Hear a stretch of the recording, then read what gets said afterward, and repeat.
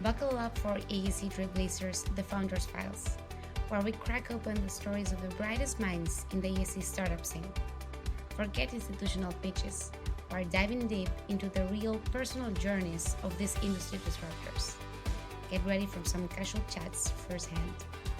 Hello, and welcome everybody to another episode of the AC Trailblazers podcast, where we interview the most amazing founders of the AC. Today with us, we have Josh Dorfman. He's a climate entrepreneur, author, and media personality. Josh was previously the co-founder and CEO of Plant, a carbon-negative building materials manufacturer, which was named to Fast Company's list of the world's most innovative companies in 2024. He has founded two modern design sustainable furniture companies, directed Bind.com, an Amazon e-commerce business specializing in natural and organic products, and served as the CEO of the Collider, the nation's first innovation center for climate resilience and adaptation. Additionally, Josh was previously known as the Lazy Environmentalist, a media brand he developed into an award-winning television series on Sundance Channel, a daily radio show on SiriusXM, and two popular books. His work has been featured in the Wall Street Journal, the New York Times, Forbes, TechCrunch, Fast Company, and Reuters. Josh has also made regular appearances on national television and radio programs, including Morning Joe, Fox and Friends, and NPR's All Things Considered, and is the only guest to ever ride a bike onto the Martha Stewart show. That's so amazing. Josh holds an MBA from the Thunderbird School of Global Management and a BA from the University of Pennsylvania. Josh, welcome to the show. Thank you very much. Very happy to be here. I think I've never read in the show such an impressive bio.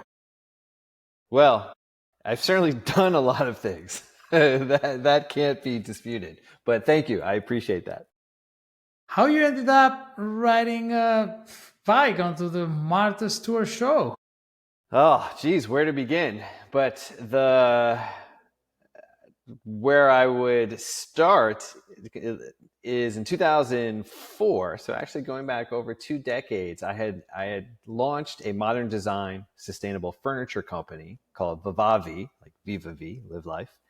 And I had moved that company from Washington, D.C., where I quit a PhD program in political science, studying like China and environment, obviously politics. Quit that, and I thought, hey, you know what? I'm not going to study the environment and politics and globalization. I'm just going to go help consumers go green in America. We're a consumer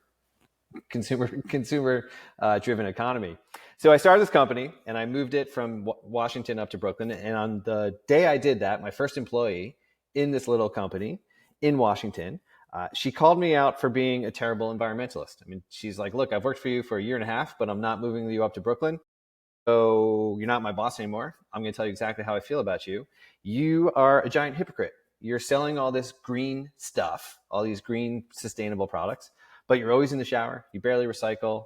You were going to throw your bed out. I took it to the homeless shelter. Like, you're a jerk. And I don't understand you because I don't know what you are. You're devoted your life to selling green products, but you're the worst environmentalist I've ever met. And so that was all true. And I was influenced by a speech I'd heard by the CEO of Patagonia at the time, a guy named Michael Crook, who had talked about being really authentic and transparent when you're building a values-based brand. I took that to heart and I wrote a blog about myself on my furniture company's website called The Lazy Environmentalist. I was like, look, I care about the planet. Obviously, I'm devoting my life to this. I'm trying to build this company, but I do my best thinking in the shower. So I take long showers. And I know I'm using a lot of water, and I know I'm using a lot of heat. I'd love an awesome low-flow shower head to alleviate that environmental footprint. I want an Audi TT convertible. I don't care if it's electric or biodiesel or hybrid. You pick the technology. If it's green and it's what I want and I can afford it, I'll get it. But I'm probably not going out of my way to do the right thing. I care. I'm lazy. I'm a lazy environmentalist. So that apparently had some resonance at the time. And a radio producer somehow found my blog, called me up, said, hey, let's turn this into a little show. When I got to New York, I got lucky with an introduction to Sirius Satellite Radio and did some testing there. They picked it up. So by 2007, I had a book coming out, The Lazy Environmentalist. My show had gone live every day on Sirius. And the Martha Stewart's producers called me up. They're like, hey, do you want to come on the Martha Stewart Show for Earth Day? Maybe talk about turning off the tap when you brush your teeth. And I was like, oh, I tell you what, I'll send you 10 ideas and then you let me know what you think. So I sent the craziest things that I knew about, like, automatic lawnmowers, basically like robo-mowers that were solar powered that would go out and mow the lawn by themselves and come back to their dock, or diapers that were biodegradable that you could flush down the toilet, and anything like kooky and crazy. And so they called me up. They're like, okay, you're it. You're our guest, but you've never been on TV before, so you better not screw it up. And put a lot of pressure on me to make the segment work. And it was a blast. Martha Stewart, she was wonderful, very gracious, and I did ride a collapsible, foldable bike onto her show. That's a great story. I'm just curious about. It's just so interesting. I mean, that you created a brand on something that it's so hard to speak about, right? Because people, it's like your employee, right? Sometimes they don't tolerate that you either do it full 100% your life this, but if you make a single thing that it's not aligned with green, you're an awful person. I don't know, sometimes I feel there are so many grays in between the black and whites of life. I don't know, just wanna I just want to hear how did people feel identified with the brand, or how was the experience? People felt like, oh, thank God, finally someone's here who's not going to guilt trip me. And I used to do this work with brands like Brita, the water pitcher company. I was their spokesperson for a number of years. And so I'd be in a radio studio and they'd blast me around morning radio shows around the country and sometimes TV shows. And I'd be waiting to go on a show in like Nashville or Knoxville, Tennessee. And I could hear the radio hosts before I was coming on, because I'm listening, they're like, oh my God, we got to do this segment with this environmentalist from New York. This is going to suck. And so then it's like, okay, we're back and we got Josh Dorfman here. And I'm like, great. So I'd come on and I would say, they'd be like, oh, you're not here to make us feel terrible about ourselves, are you, Josh? I was like, hey, how about the Tennessee football team? You guys got, I can't remember who the strong safety was at the time, but I love college football. And we'd start having this other conversation. And then they'd be like, oh, okay, this guy's normal. Like, so what do you want to tell us about the environment? It'd be like, oh, well, you could use a Brita water pitcher and like a Nalgene water bottle and cut your waste and save some money and get healthy. And they'd be like, oh, okay, that's cool. Like, we get it, Josh. That, thanks. So I would go into situations that were very often set up to be adversarial and come with a point of view that just bridged these divides by saying, hey, look, this is kind of common sense. This is a way that you can maybe save some money, maybe live a little better.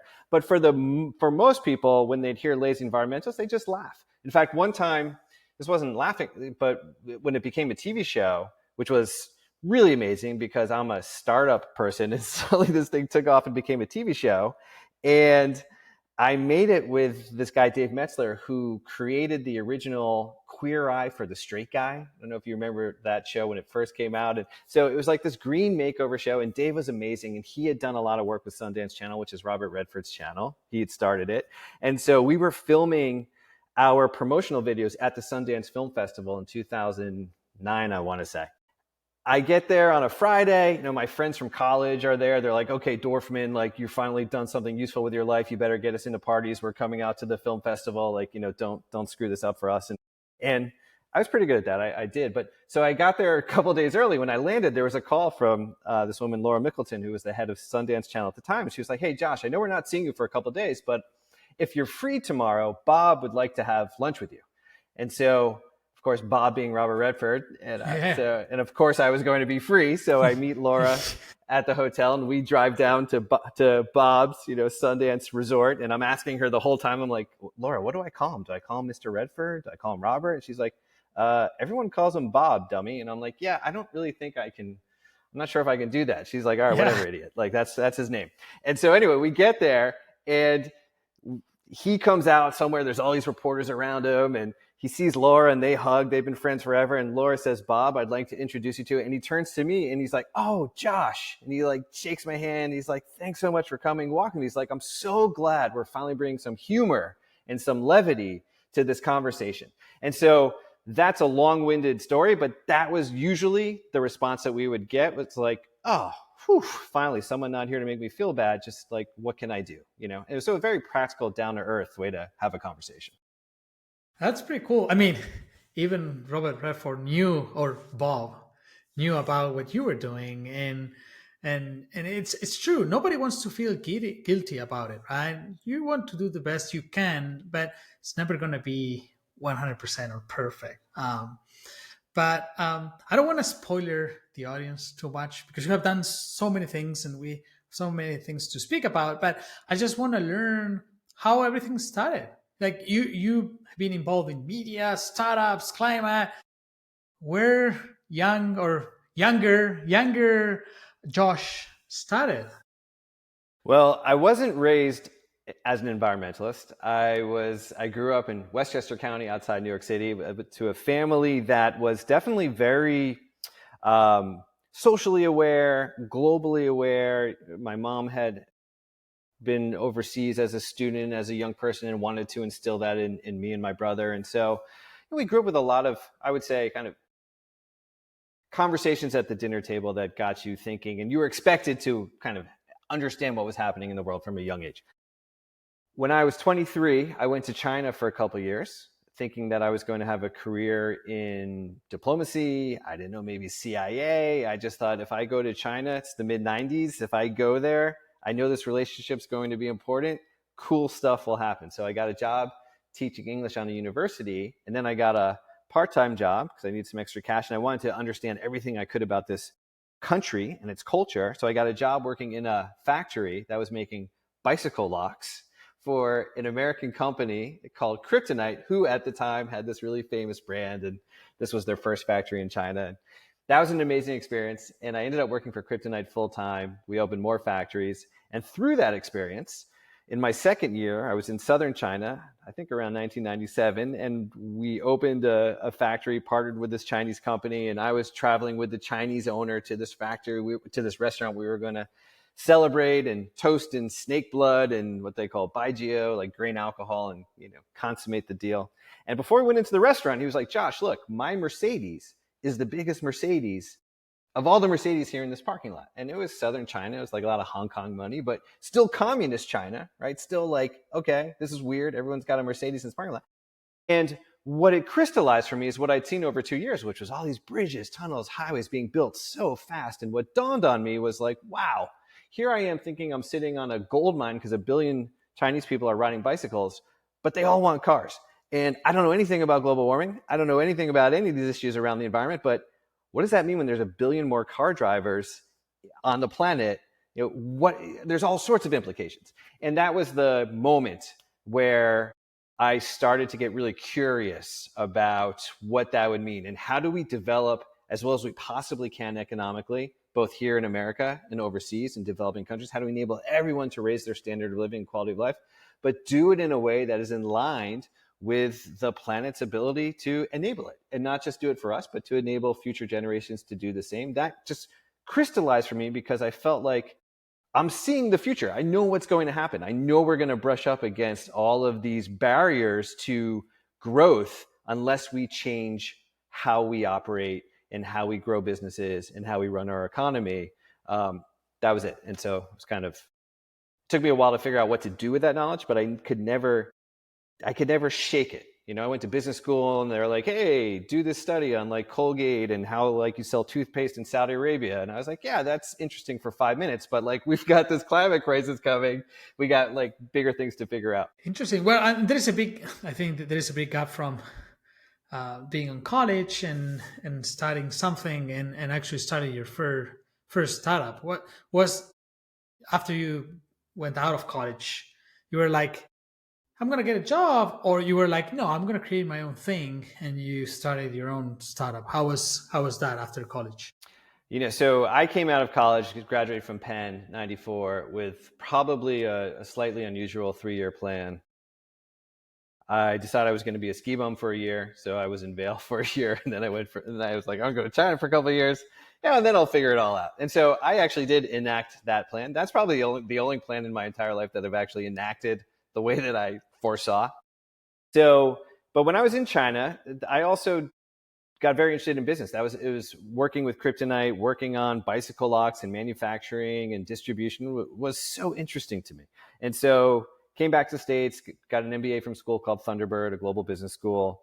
And then I was coming out of school right around the time of the .com, just as it was about to crash. And so at the tail end, I did a little bit of that, joined a startup in LA. But really, I kind of floundered for a number of years until I did actually end up starting my first company. I mean, I just couldn't really figure out what to do with my life. I'd been in China having this really cool experience. I came back to the States. It was like, I don't know.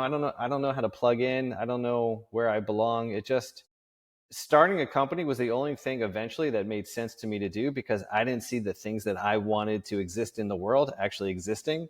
So I figured, well, why don't I try and go, put them here. Oh, and that's impressive. It was the first one was about furniture, or it was your first business. Yeah. I mean, how on earth do you come up with something like that? It was you, because like there are so many industries. How on earth do you decide, you know what, I'm going to start working on furnitures that are more sustainable?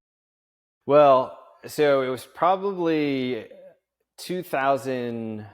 This is going back 2003, I want to say, a wintry, freezing night in Washington, D.C. And I mentioned I was in this PhD program so I was at George Washington University, and I'm in this like drafty classroom with these other PhD students, and we're reading this book on who rules the world, and by a professor, I think from Stanford, who was probably brilliant, but an absolutely awful writer. And I can't really understand it, but everyone around me is really excited about it. And I'm just thinking, like, you know what? I don't actually care who this guy thinks rules the world. And I can't even understand this book. And I don't even know what I'm doing in this PhD program. But here's what I know. We live in America in a consumer economy. 66, 70% of what drives this economy is what consumers spend. I care about the planet. I care about sustainability, but I can't stay in this PhD and learn about environment and political science 1 second longer, because I'm going to blow my brains out. I'm just going to go try to help consumers make better choices and try and shift our consumer economy in a more sustainable direction, because this is the biggest driver of our entire carbon footprint in America. And if America goes green, the world will follow.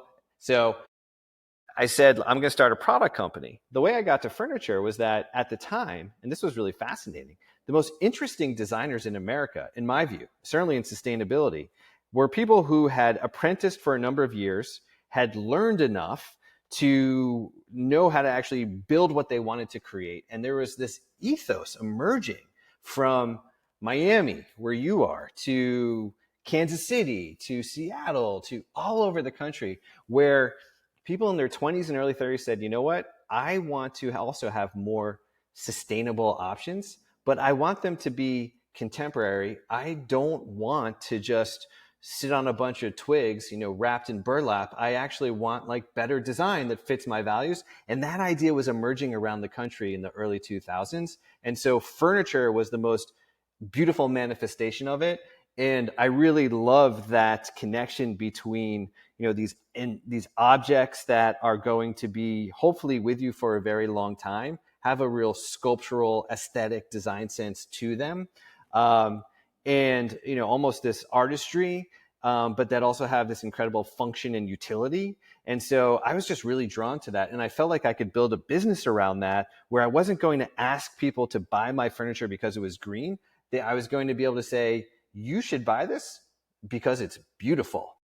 And furniture was where that was happening more so than anywhere else in the kind of green, green marketplace at the time. I mean, I think what you describe is great, because, and it's not only applied to furniture, right? In general, when people try to make, it's like healthy food, right? I think it's the same thing. You remember when healthy food started, it tasted awful, right? It was it's healthy, but it's awful. I think with design, the same happened at the beginning, where sometimes things are, yeah, it's environmentally friendly, but it's awful. It's not. And I do think it's possible to do both things at the same time. And the same applies with design of buildings, right? There are a lot of contemporary architects who are changing this, where like even in China, you were in China, scaffolding in China. What material do they use for scaffolding? Yeah, bamboo. Bamboo, right? And it's just interesting. Like it's cheaper, it's easier to use. And people are not using it. For example, in the U.S., I know there's not as many bamboo as China, but the reality is you can do so much and get the same quality as a product that is not environmentally friendly, right? I think you bring a really valid point there. Well, the key, and I think that even that key with bamboo is, yeah, you have to be able to nail the aesthetic. And there were certainly a lot of really wonderful designers who were sustainable designers who I felt were nailing this aesthetic.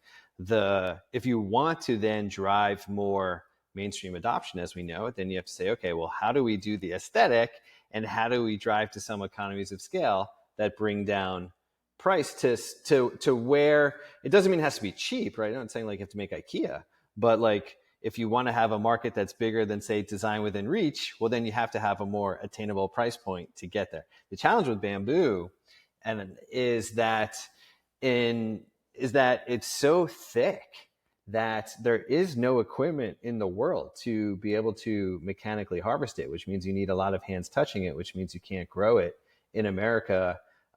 You can grow it, but you can't actually create a value chain around it at an attainable price. It just gets way too expensive to have a huge plantation, which I learned because I actually spent some time trying to figure that out. So Really? it's those pieces, and the same around the built environment too, right? You want to have the best buildings in the world. I had a conversation recently with the CEO of a company called Alloy Development that built the first all-electric skyscraper in New York City. It's in downtown Brooklyn. And when I asked him how he came to the decision to do it, he basically said, well, the systems had developed to a point, the electric systems had developed to a point where it was feasible. I could do water heating, right, with electric heating. If I could convince people that cooking on induction was perhaps even better than cooking with natural gas, and this would be an amenity, then we could actually take the boilers out of the building. And so you can have all of and it's a beautiful building, right? You can have all of the aesthetic vision, but now when systems are catching up that also take out the cost, and you get to some, you can deliver what the market wants at the price the market wants, and it's beautiful and it's sustainable. Yeah, that's a massively winning combination. Yeah, absolutely. I mean, you make it sound easy. Sometimes it's tough, but I feel the market it's willing to give you a price for it, right? Like if you create a product that it's a good with the environment, it's affordable and it has a great design, they're gonna pay for it. It's just a little bit harder to just do it, only cheap, or only environmentally friendly, or only good design, right? Um, No, I disagree.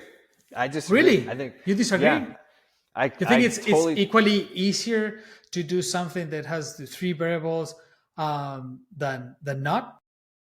Well, let me put it this way. Today, I think if you're building, I think that if you are not using some of the most cutting edge tools to operate that building with using the least amount of energy as possible, you are doing a vast disservice to your investors and your stakeholders, because the technology landscape is moving so fast in terms of what's available that certainly to operate a building as low carbon as possible is easy and saves money and goes right to the bottom line. I just had a conversation with the CEO of this company called Parity, Parity. They're working with huge companies like I believe it's Avalon Bay, the biggest REIT in the country for high-rise multi-tenant apartment buildings, condo buildings. And Parity basically, they just put this case study out that's like, look, we went into these 3 high-rises in New York City, And with this software where we install it, we control it, we take over the HVAC system, we optimize everything. And then you got these guys from Avalon Bay who are like, yeah, we actually, the ROI was a year. We saved several $100,000 per building, and we've cut our costs, we've cut our carbon. We don't actually do anything, right? Like it pays for itself, and it does predictive maintenance. And it's like, you'd have to be trying to do, that's what I'm saying. Like, you would have to be trying to not serve your own self-interest to avoid tools like that today. Now, it may be hard to know, okay, which one should I go with? And there's there's still a lot of noise in the system, but man, there's so many solutions like that are scaling today. No, I agree. I think I was not speaking about picking the right tools. I was meant the creator of the tools. I mean, when you're in a startup, and it just takes a little bit more time of development, but okay, but I do 100% agree with you that there is so much you can use on a building nowadays, and it's a shame sometimes that designers sometimes end up using something because there is a legislation or a law or something that pushes to do it. And there shouldn't be a law or legislation. It should be you as a professional deciding, you know what, I'm going to try to make this building consume the less amount of energy possible to be as effective as possible on any aspect. Shouldn't be someone pushing you to do it, right? So I do agree with you on that. And I just want to ask, moving forward a little bit on plant, right? When you were basically working with materials, right? I want to bring it because it's part of this discussion, right? How is for you at the beginning deciding, hey, we're going to create this? It was an easy process, or how was it? Well, so with Planted in 2018, I moved to North Carolina. I was raising my family in Asheville, North Carolina, in the mountains, and I had actually spent a few years running Asheville's startup community. We built this thing called Venture Asheville to help entrepreneurs get resources and help build up the startup community and economy around Western North Carolina. And so a guy came into my office one day and he's like, hey, I'm building a furniture company here. And he told me about it. I was like, oh yeah, we live in the furniture manufacturing capital of the world, right? North Carolina, or at least historically, that's what it's been. There's so much infrastructure. And I thought, I should start another furniture company. And I should, and so I did. I started this company that we called Simbly, like simple assembly. It was sort of IKEA style, elevated design. And I went back to one of the furniture designers from my first company, this guy, Christopher Douglas, out in Portland, whose furniture line had won all of these incredible awards. It was just timeless and mid-century modern and flat pack knockdown. It was awesome. And I was like, hey, let's bring that back. I think it's still timeless. We'll work with the factory here. And so we were doing it, and it was a cool little business. COVID hit, our factory got shut down. And I was thinking about materials because we were using this very high grade FSC certified wood, this plywood that also came from Oregon. And the quality of that was just going down and the price was going up. And I was getting really annoyed about materials. And then I just kept thinking about materials, and I thought, geez, how can we're cutting down forests to ostensibly say this is the most sustainable product. It comes from responsibly harvested forest or whatever. Like, how can that be the best humanity can do in the 21st century? Is you're still cutting down trees? That seems ridiculous to me. And so I was stewing on that when I was introduced to a guy who had just moved to Durham, North Carolina. And someone put us together and said, hey, Josh, you should talk to this guy, Wada. He's got a little manufacturing company too. I took a look at his website, and I'm a very aesthetically driven person. His website looked like it was built during the AOL era. And I was like, I don't really need to talk to this guy. But Wada's very persistent. So we get on a call, and I'm just complaining. And he's like, well, what material would you use? I'm like, I don't know, hemp, something. There's got to be something better. And he says, oh, wow, I got 6 trash bags of hemp in my garage. And so that caught my attention. I said, okay, wait a second. Like, who are you? What are you talking about? You got 6 trash bags of hemp in your garage? He's like, well, I just moved here. I spent 8 years at SpaceX. I led the team that kept astronauts alive on the Dragon crew spacecraft. I was, responsible for the life support systems. And so I was like, oh, and you live in North Carolina now. So I was like, well, I'm like, so what was interesting. So 4 years ago, Elon Musk was already talking about carbon capture and carbon removal and already explaining just the pure physics. There's not enough land to actually grow trees to pull like relevant amounts of carbon from the atmosphere. It's a false claim, and a lot of people put a lot of money into nonprofits and tree planting, and that's all nice. But it's not like that's actually going to solve climate, because those trees don't grow fast enough and they require too much land to actually do it at scale. And so this is from a purely like, does the math close kind of, first principles, SpaceX point of view, which I love. And so Wada was like, I'm kind of into materials too. I think we should have something that pulls carbon from the atmosphere that just grows a lot faster. And we kept kind of ruminating on that. And so within about 20 minutes, I was like, all right, look, here's what I think we should do. I'm going to shut my company. I think you should shut your company. Let's go build a materials company. And we're like, yeah, let's go build a materials company. It's like, okay, so if we can find some biomass that grows faster than trees and has utility, so we can turn it into a product that we can sell, and we're going to replace trees. Well, where do trees go? Trees go into lumber, and lumber goes into homes. Okay, we got to go make a product for homes. Let's call some builders and see what they use that's made from trees, because we don't know anything about home building. So I call up some green home builders. I'm like, hey, I got these guys from SpaceX. We're going to build this materials company. It's going to be huge. It might be hemp. I don't know. What should we do? And they're like, oh, well, oriented strand board, OSB, is the most used material in a house. We're like, great. We're going to do OSB. What's wrong with it?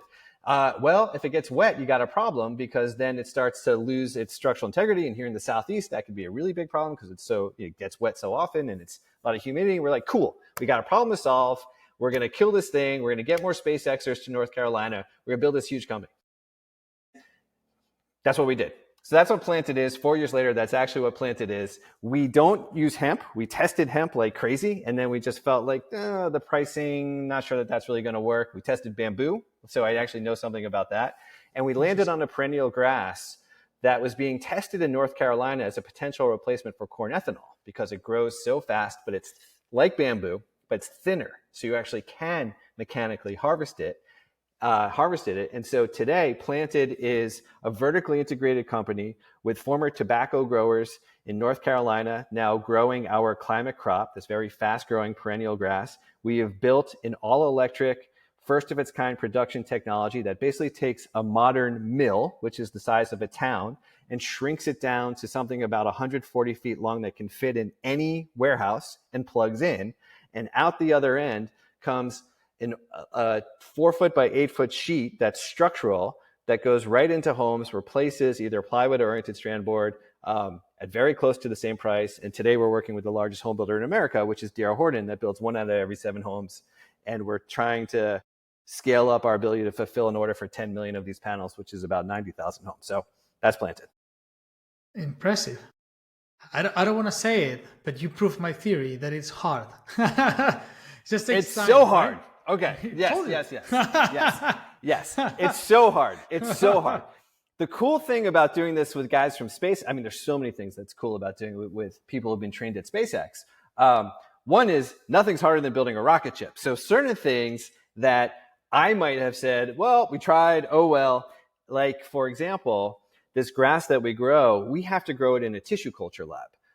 That's where we have to replicate it and duplicate it, and then we have to set up commercial scale greenhouses. But so today we probably operate the largest, that largest vertically integrated system of anyone in North Carolina. And a tissue culture in a lab itself is a business, and it's hard. But for SpaceXers, it's like, it's not harder than building a rocket ship. We'll just have, so there'll be 300 to-do items on this, long project management thing. We'll figure it out. They figure everything out. And that's cool. The other thing that's cool is that when we were raising money for the business back in 2021, we raised a $2 million seed round, and I would have investors come to our dinky little, crappy little prototype shop in Durham, because SpaceXers are also dirt cheap. The mixer we were using at the time when we were prototyping, right? You just need a little mixer. Little mixers can still cost $1,200, $1,500, and we were trying not to spend money. So Wada went out and bought a used treadmill off Craigslist for about $100. And then he bought a 50-gallon old pickle barrel, and he mated the pickle barrel, put some wheels on it, and bolted it to the treadmill. So we would run the thing on fat burn, and you put the hemp or the bamboo or whatever you're testing in there with a little bit of resin, and that's your mixer. And so when investors would come and they'd be like, oh, SpaceX, let's see the shiny stuff, this is going to be cool, like space. And then they'd see that and they'd be like, what the hell's that thing, And then Yeah. and then Wada would explain it, and at first they're like really skeptical, and then all of a sudden you can see their eyes light up and they're like, oh my God, I'm going to give you all of my money because you guys are going to be the best stewards of my capital. You're not going to waste it because I see how you think. And so that's how it's 1,000 innovations. Like you said, it is hard. It's 1,000 innovations, 1,000 steps to get to something that's market viable. So interesting. And you said the price, I'm just really curious about the characteristics of the boards that you produce now. You said the price is almost the same. And what about the structural capabilities, or it's pretty much the same as well? Or I'm just curious on the output you got after doing all this. Okay, well, here's the crazy thing that blew us away. Early on, when we were doing our testing, when you think about, it's easier to conceive with plywood, right? Plywood are plies, thinly sliced plies of wood that are running in one direction to create a strength axis. The other axis, the direction they don't run in, has very little strength, right? But that's okay because you're looking for a certain strength axis. Or oriented strand board, which has basically replaced plywood in home building because it's cheaper, frankly. I mean, it's just, you try and chip a tree, right? Trip a log, Yes. and then you try and stack these things and orient them. And it's basically the crappiest product you can possibly get away with to build a house, right? That's what it is, right? So because you're trying to get to the lowest price.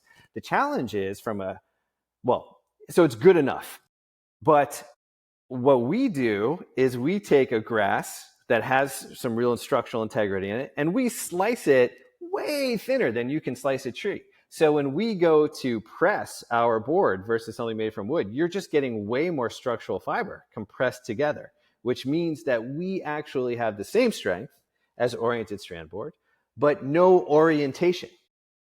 It's stronger or the same in every direction. And now if we chose to orient it, we crush what you can do with wood, but nobody certainly in the home building industry is asking for that because nobody cares. It's like, it's good enough. We got the right price. This is how we do it. But we have had conversations with builders say, look, we can give you a board that's way stronger than what you're using today. If you want to space out your 2x4s wider, if you want to think about redesigning your house to actually take material out elsewhere, there's a whole suite of innovation that we can unlock over time. But the biggest goal for us is purely market adoption. So we just want to deliver exactly what a home builder wants at the price a home builder wants it to be able to massively disrupt this business. That's impressive. So interesting. And I think it's the right approach. Once you have enough customers, then you can create variations of your product and then disrupt the industry completely. That's what the construction industry needs, man. We're using materials that Romans used to use 2,000 years ago. It's just insane. I agree with you. And I think that is the way that we look at it.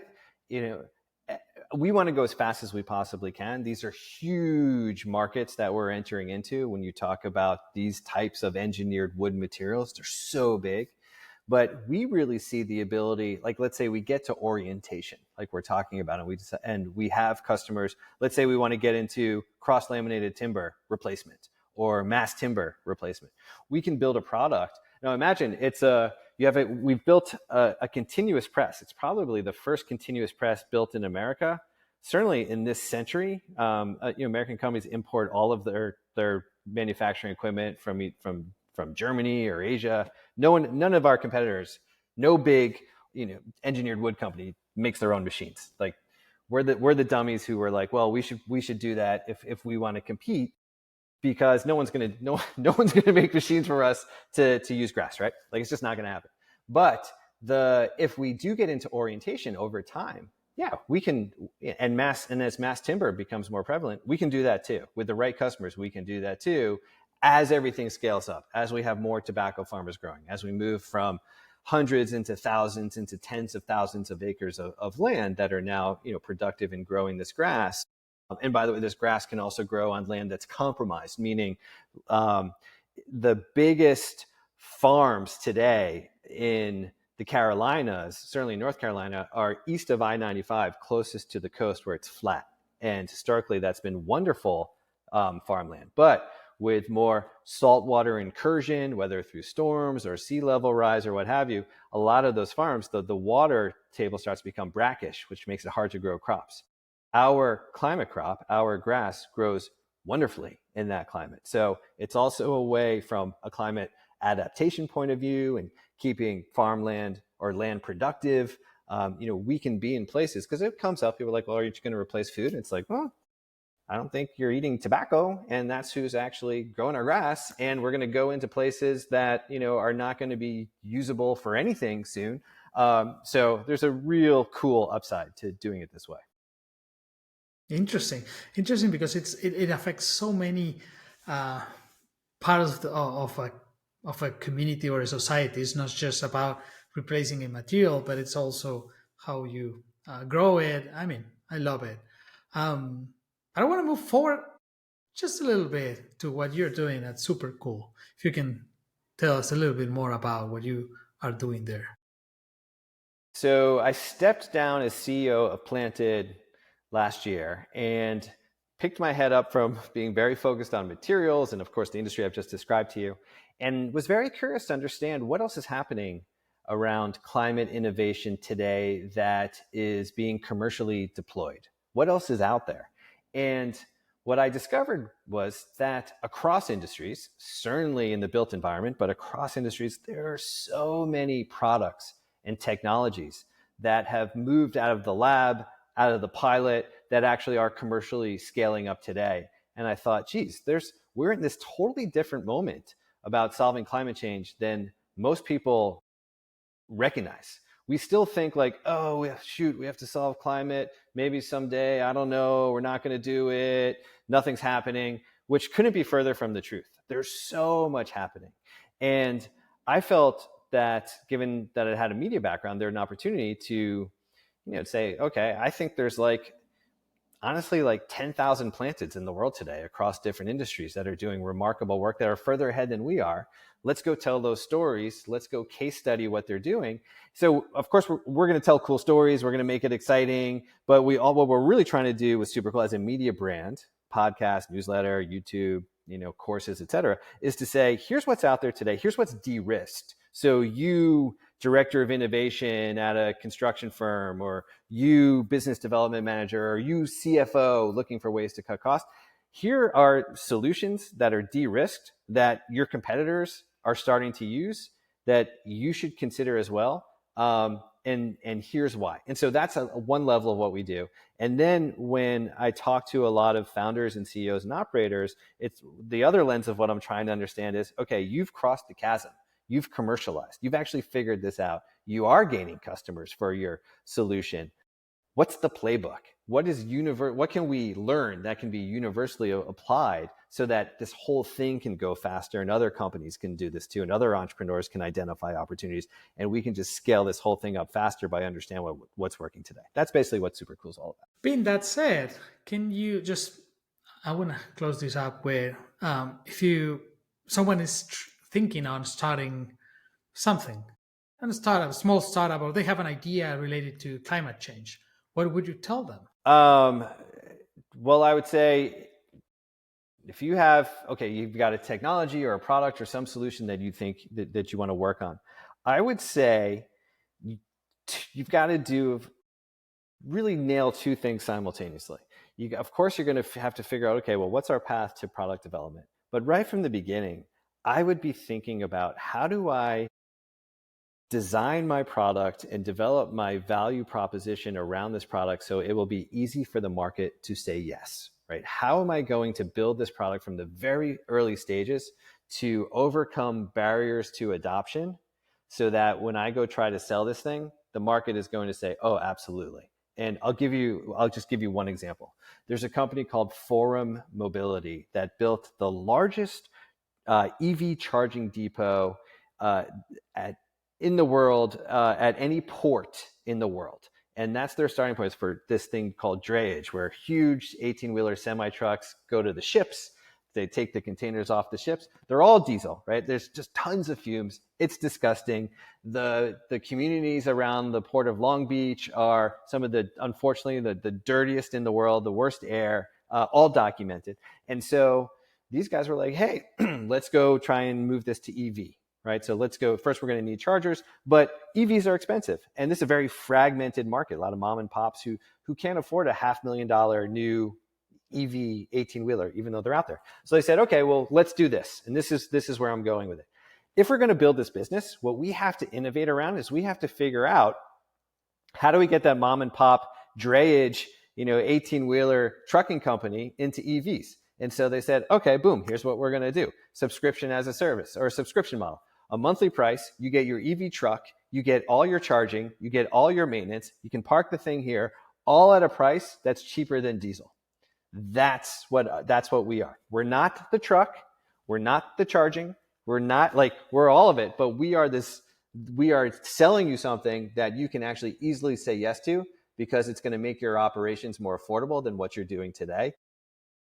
Entrepreneurs who want to start in climate tech or want to start around a climate solution need to be thinking about that type of go-to-market, not necessarily with that type of financing plan, but how am I going to remove barriers to make it very easy? How do I understand the barriers that would hold my customers back, and how am I going to overcome them? That's critical, and that's what I would recommend. Great advice.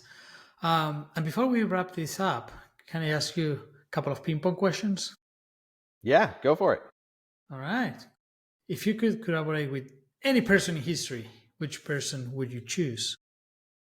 Well, given this conversation, what springs to mind is, do you know Stefano, the work of Stefano, I think it's Boeri?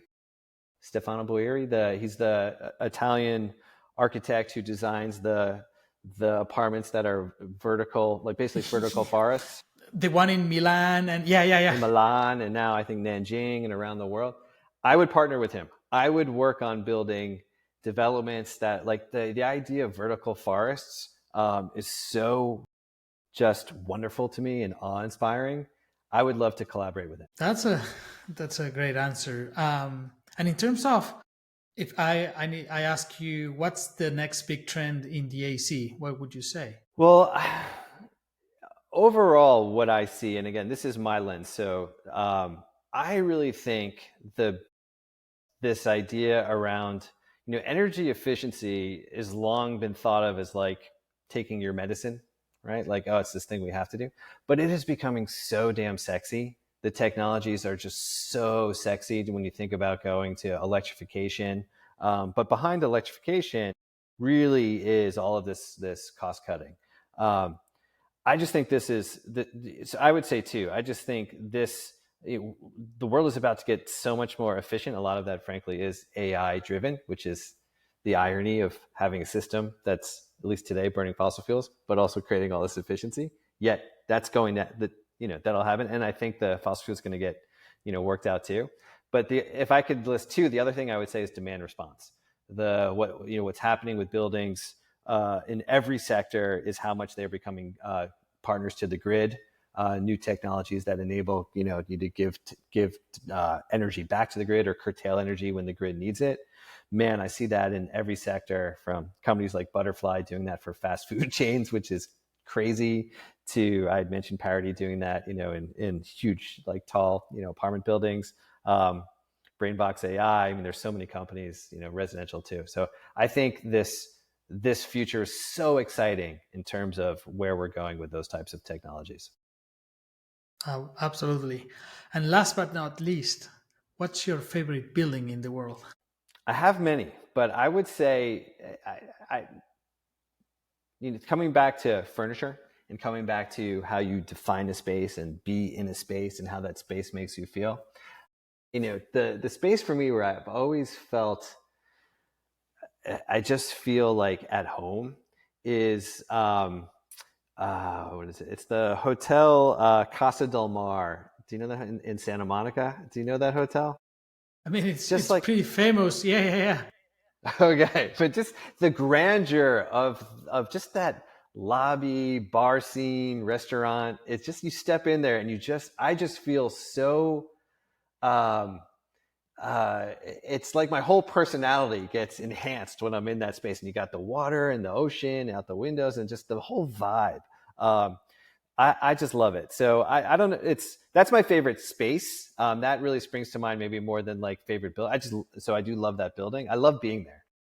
I mean, I think buildings are a subjective thing, right? It's how they make you feel. So it's a very personal experience. It's not about we all saying the same building like the Empire State. No, it's about a personal thing, and it could be your grandma's house or it could be whatever. Um, Yeah. so yeah. I, yeah. On that point too, I mean, that is architecturally it's an interesting building. It's not the most interesting from the outside, but I do also really have such an appreciation for architects and developers who consider, what the experience is like of experiencing a building from the outside for all the passersby or everyone in the neighborhood, and really give attention to the facade and how a building sits on its space and proportion. I don't think that's a dying art, but when we get into, being so cost focused, sometimes we lose that sense of how will this actually, is this going to enhance the community, or is it just going to be something that sits there that that doesn't? And I think that that's such an important design consideration. I always have a great appreciation for architects and developers who think about that. No, I absolutely agree. I mean, I think the first thing that shocked me when I moved to the US was Yeah. malls, right? Malls in the whole US, it's just a parking lot, and then it's just glass, and everything looks awful from the outside. And maybe you get in and it's a really fancy restaurant, and it's like, well, this looks so good, but it cannot be an experience where I get out of my car, awful. I open a door and it's magic. This should be something that I don't know, that I park and I look at the place and it's amazing and I want to go in. Not, I don't know. It just shocks me that Totally. it's such a total shock, right? Total shock. Yeah. Yeah. But yeah, thanks so much for everything, man. It's been a great conversation, Josh. So I appreciate everything you're doing for the not only the build environment but the environment in Yes. general. So thanks so much for what you're doing. We need more people like you in the world. And before we say goodbye to each other, can you tell everybody where they can know more about you or about Super Cool as well? Super Cool. Just look up Super Cool in your podcast feed or YouTube, or go to our website, getsuper.cool. We make it easy. It's the best way to sign up for our newsletter that we put out every week. And if anyone wants to connect with me personally, of course, shoot me an email off our site, but I'm always on LinkedIn. And so you can find me there. All right. Thanks so much for your time. And I hope you just enjoy the rest of your day. All right. Thank you, Valentin. Great to talk with you. Appreciate it. Okay. Thank you. Thanks to our listeners. If you like this content, you can find past and upcoming episodes in ascworks.everse.com and at all of our Everse social media. We'd love to hear from you and recommendations for new content, so leave us a DM and we'll make sure to catch it.